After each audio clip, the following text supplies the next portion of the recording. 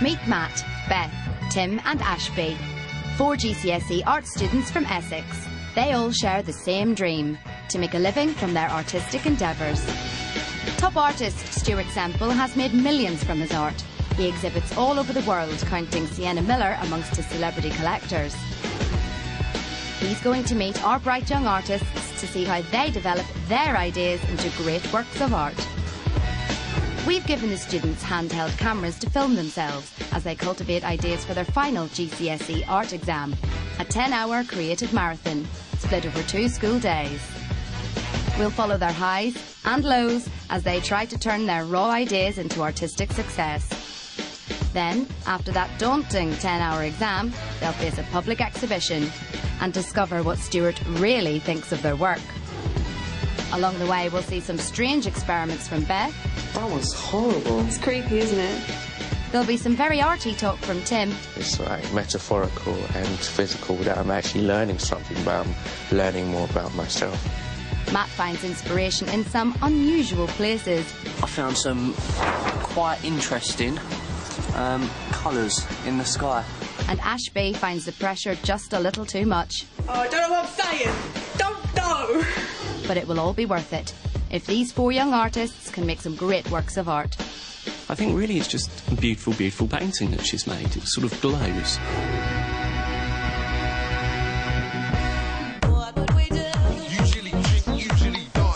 Hi, I'm Matt, I'm 16 and my main interests are football and art. Matt's not your textbook arty type. I play a lot of football. I play for my local team, Woodham Radars, and I also play for Essex. Away from the easel, he's more Lionel Messi than Leonardo da Vinci. But he loves his street art and takes a very hands-on approach. Rough areas like this, I had to put polyfiller on because it's a lot more flexible, a lot stronger. A fan of Banksy, Matt will build you a wall and then vandalise it. He's a very practical and active artist. I've never been any good at drawing in itself. I've always preferred painting, making things. Hello. This is Beth.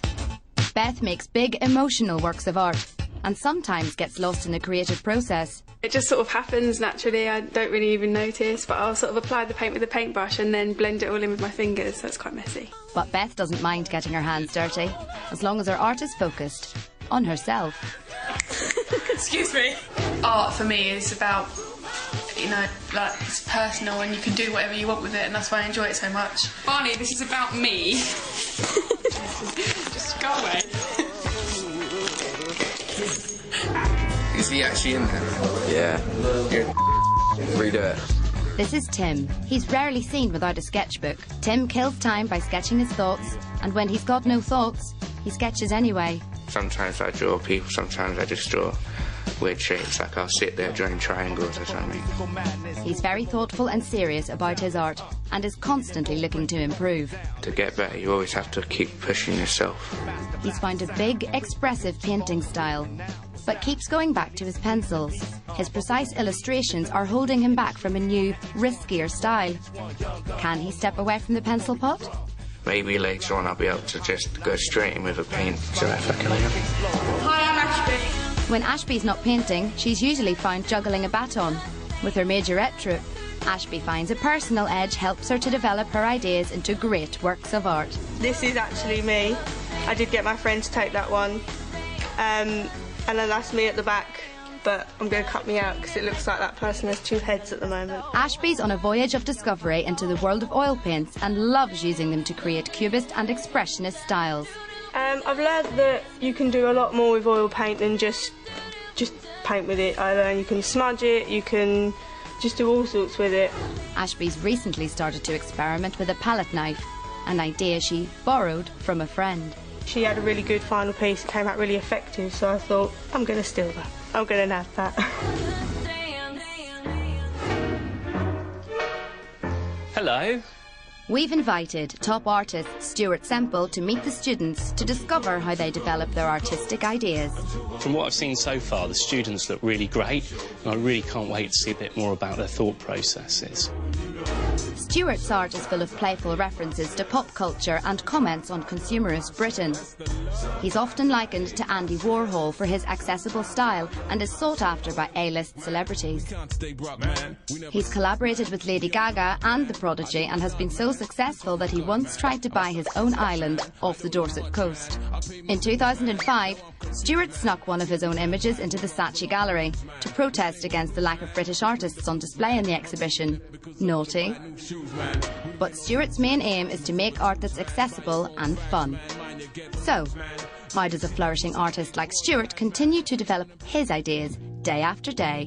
When I make my work, I tend to work, I suppose, a lot more like a musician, where I make a series of paintings. They become a bit like songs or tracks on an album. And I suppose the initial kind of inspiration can come from anywhere. I mean, I can spend months sat there where nothing happens at all, and I'm just terrified nothing's going to come. And then all of a sudden I'll hear a piece of music, or I'll see someone or overhear something, or pick up a fashion magazine or something, and then the idea starts. I try not to plan kind of every aspect of the work before I start it, really. What is developed is a concept that I want to explore before I start painting, but in terms of the visual element of it, I might only know a fraction, or at least the starting point, and I really believe in letting the work kind of dictate its own course, letting the time and kind of experiments and mistakes kind of show me where I want to go. We've invited Stuart to William de Ferry's school in Essex to find out how Matt, Beth, Tim and Ashby developed their artistic ideas. First up is football fan Matt, who's borrowed some ideas from Banksy and Nigel Cook. Stuart wants to know how Matt has referenced these artists in his own work. What do you like about Banksy stuff, the sort of humour of it, or the politicalness? Or... I do like the political side of it, but with Banksy, I think art isn't about sitting down doing a nice painting. It's about getting out there in the real world and doing something that you enjoy and something that's you. I looked at Nigel Cook. What do you like about him? He does pictures that are a lot like what I was working towards. Big walls, foreground in front of them, paintings on the walls. So where do you go from this, you know, looking at this one over here? I looked at different areas around where I live, photographed them, and I thought from there I could push Banksy into Nigel Cook and start spraying over the top. I can really see that sort of Nigel Cook influence in this one, particularly. From my original inspiration of Banksy, I'm able to take it and push it forwards and do my own development. At the moment, he's kind of playing it a bit safe, and he's got that sort of Banksy reference very firmly in his head, and he hasn't really run into sort of Matt's world yet. And I think when that starts to come through, I think this is going to get really exciting. Personally, I see Banksy as a bit sort of commercial, a bit derivative of a lot of other stuff. But I love the fact it's infusing people to sort of start looking at art and get involved in making images. A blank canvas can be a pretty intimidating sight, so seeking inspiration is a great way to get started. You can take the bits you like about lots of different artists and push them together in your own work. But you can't just steal ideas. Your art should be personal. Now, obviously, inspiration doesn't just come from other art. It comes from all around you. And ideas can come at the most random moments, so it doesn't hurt to make a note when you get one. Ashby's work is inspired by her recent holiday. She tried to show the Cubist side of New York, but got stuck. Stuart wants to find out how she got through her artistic block. I tried to see whether I preferred this kind of loose mark making to the really structured oil paintings, but this was where I did hit a massive wall, and I just sat and looked at it for ages and just couldn't figure out what I was doing wrong and where I could go with it. So it just felt like a complete sort of dead end with it? Yeah, but I did get over it eventually. How did you do that? I did a similar thing. I went right back to the basics. I found some images that I'd taken of the Statue of Liberty. They're these ones. So how did you find working from the photographs? I thought it was easier because I'd seen the statue in real life. I knew I could put some of my own personality into it. I could visualise it whilst I was painting. And then you moved on to a much more ambitious one, didn't you? It's a really nice sort of final piece because it's quite concise. It sort of shows traces of your whole journey, I think. Yeah, I still see the piece that I didn't like. I still see the colours that I didn't really want to push, but I still incorporated them just to... So you got something out of it in the end anyway? I did, yeah. So it's definitely worth going through it. I hit walls in my work all the time. You get to a place where, you know, you just don't know where to go next.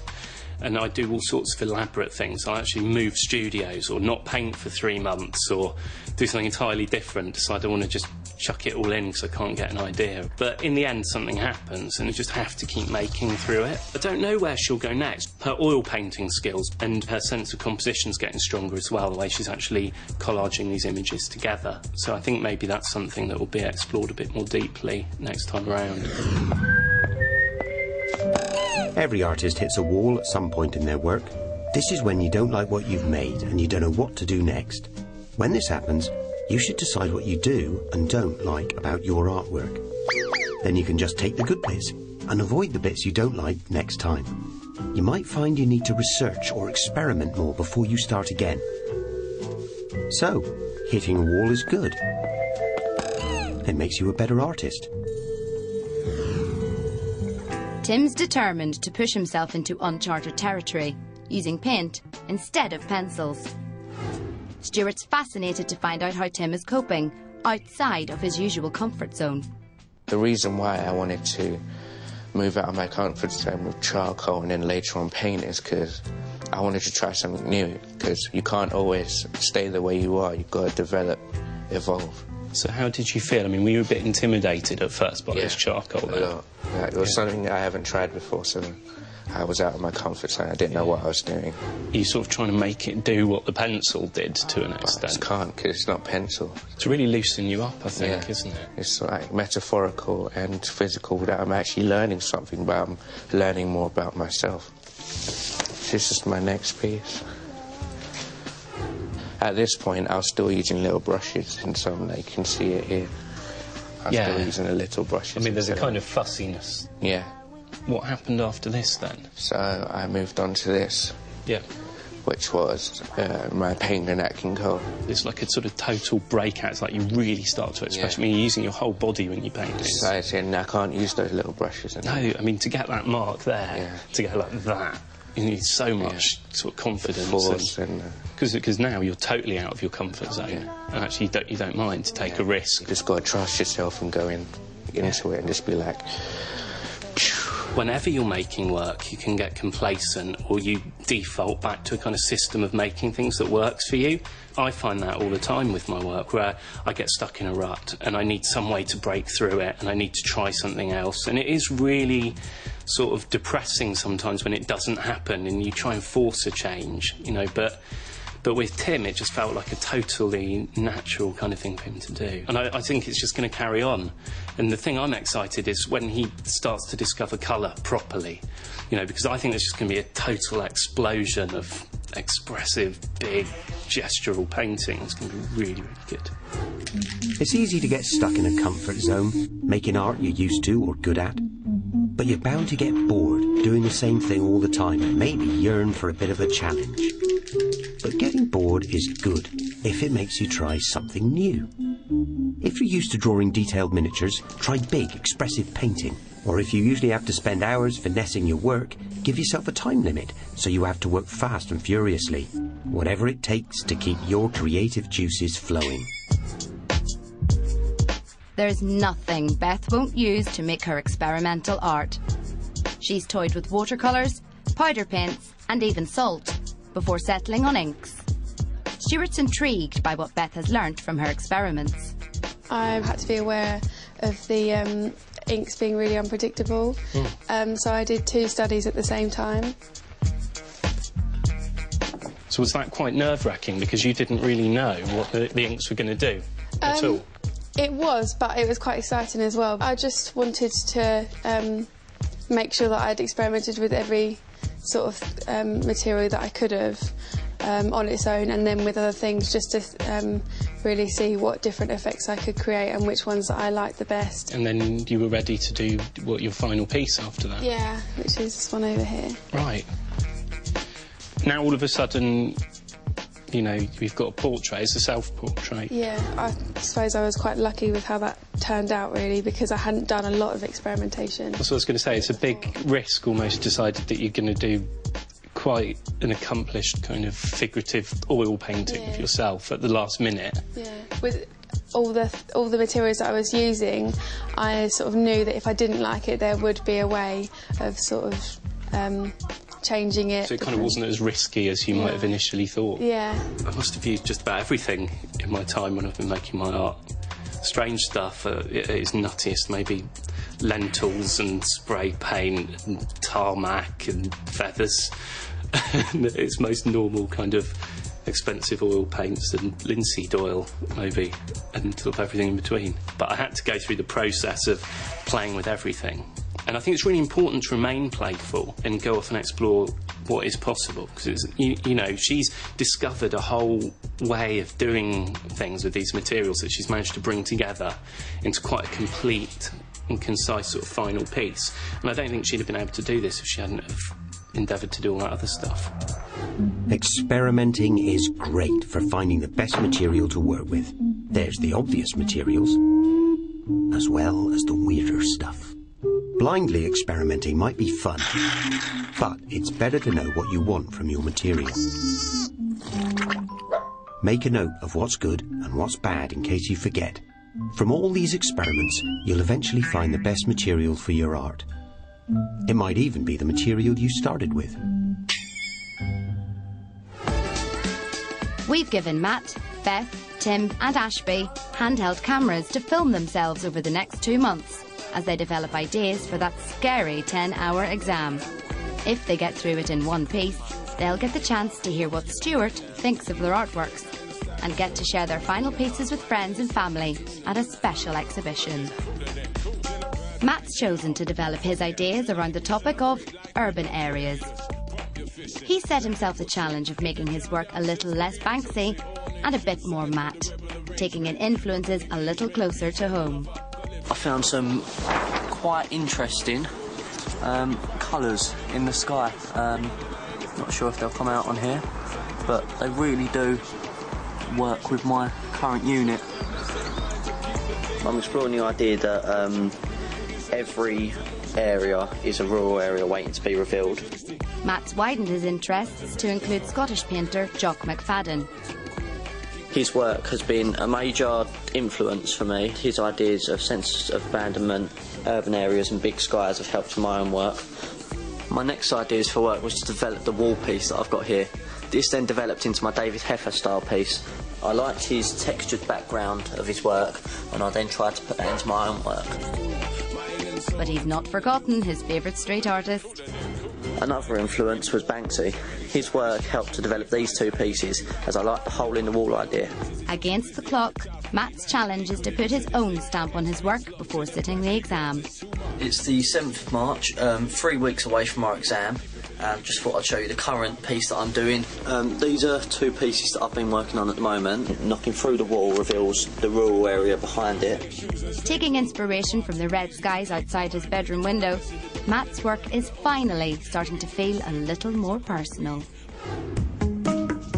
Ashby's chosen to develop her ideas around the theme of dance, something close to her heart as a hardened majorette. This was a big silks routine that we're doing. I really liked it because it was a lot of shapes that I could really photograph and see movement in. Like Matt, Ashby also looks to an artist for inspiration, Edgar Degas. I decided to focus on Degas, so I really liked the way he painted. Ashby's very organised this time, doing a lot of prep work to avoid hitting any walls. I realised I needed to work on my features and my hands because they weren't very clear. As you can see, I did get a lot out of these. These are my before and after. I'm going to incorporate this kind of technique into my painting. But it's not without the odd tantrum. I developed this throughout all of my studies. It just kind of... Oh, I don't know what I'm saying! Don't know! With the final exam looming, Ashby reflects on her progress so far. So it's 4 days till the real 10-hour exam, and I am really scared, but I think I'm well prepared for it. I did a lot of prep work. I didn't hit any walls, which was lucky, but touch wood, I don't in the next 4 days. Tim's chosen to develop his ideas around his family tree and starts by trying to find the true meaning of heritage.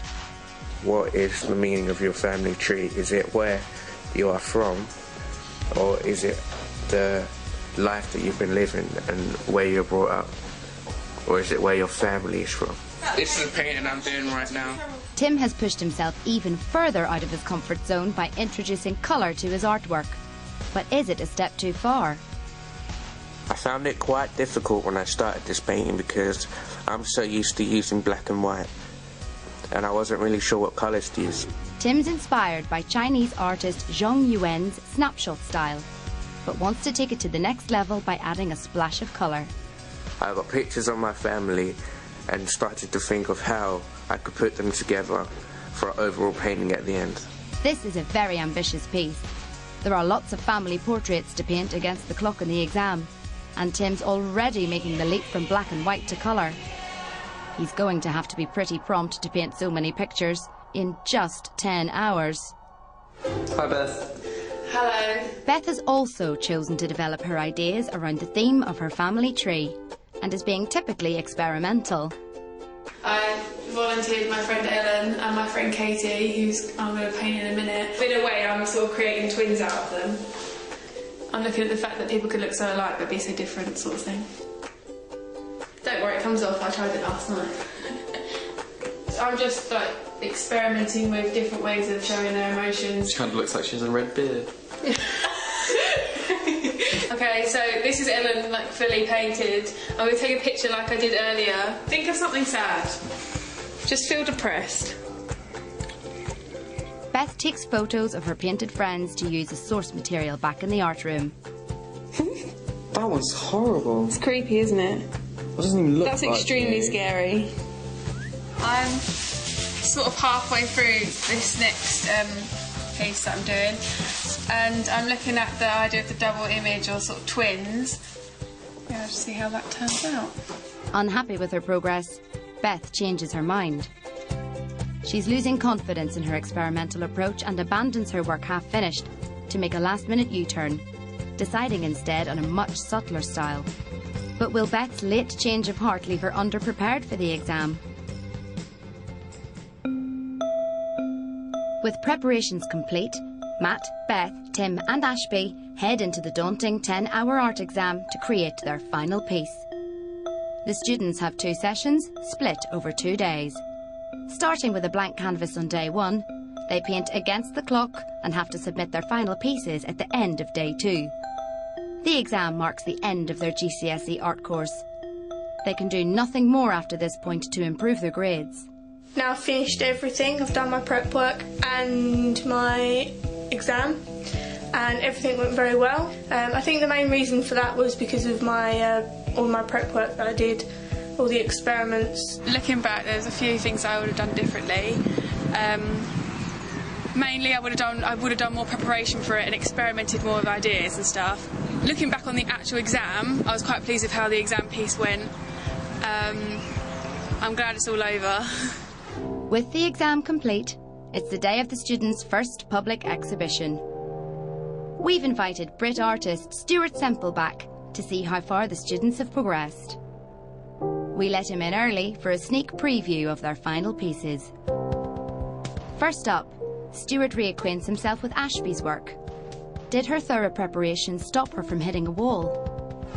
It's really come on miles from the stuff I saw her do last time. The way she's using her materials, there's a whole sort of new confidence to it in the way she's applying the paint itself. And I think really it's just a beautiful, beautiful painting that she's made. It sort of glows. Next up is Matt. Did he manage to finally put his own stamp on his work? Matt's final piece seems so much more ambitious, but I don't really see, you know, what Matt sees on his doorstep coming into this, which I think it kind of should, really.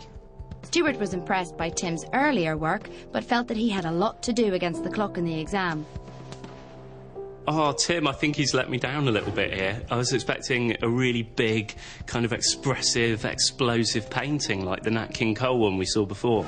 It seems that what he's done is he's sort of introduced the colour to the work, which is his way of challenging himself again. And I think maybe it's distracted him a bit too much from the core issue, which was how he put down the paint. And finally, Beth. Stuart loved her playful approach to experimentation. But what will he think of her U-turn back to safer ground? Beth was at a real crossroads with her work. The prep work is actually a lot more experimental and in a lot of ways, for me, a lot more interesting than her final piece, I think. It just seems a lot braver. In the final piece, she's really sort of reined herself in a bit, that she's kind of taken herself to the extreme and then walked back a few steps. And I think maybe she's walked back a little bit too far. Matt, Beth, Tim and Ashby are joined by their friends and family for the exhibition. This is the first time their artworks have been on public display.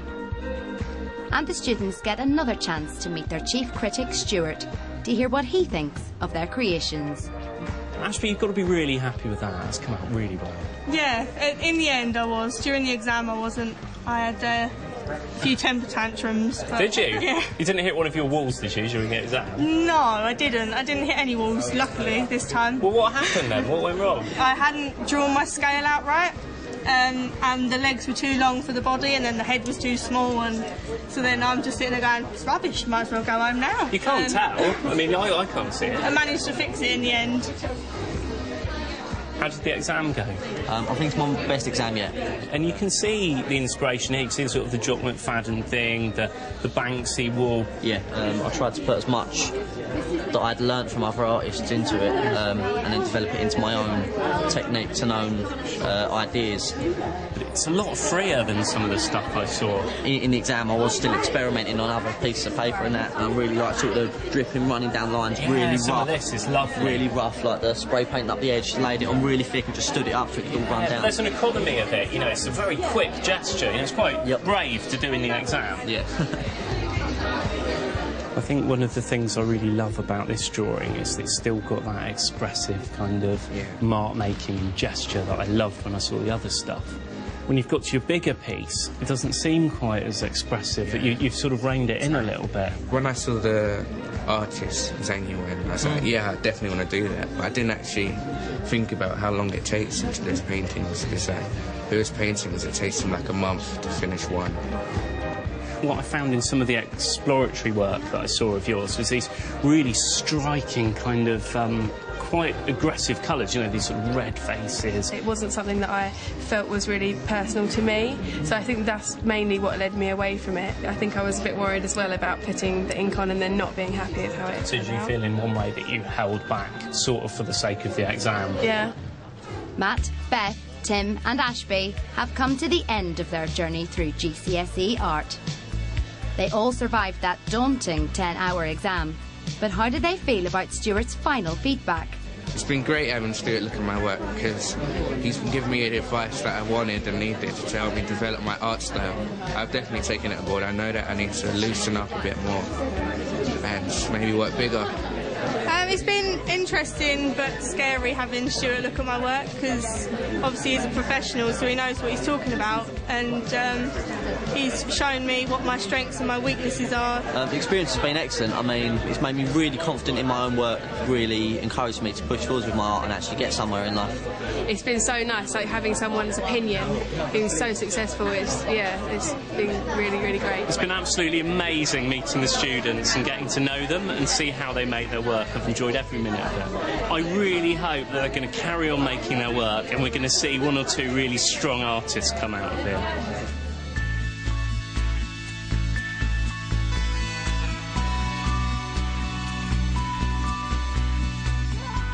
If you're interested in developing your artistic skills, go to bbc.co.uk/bitesize.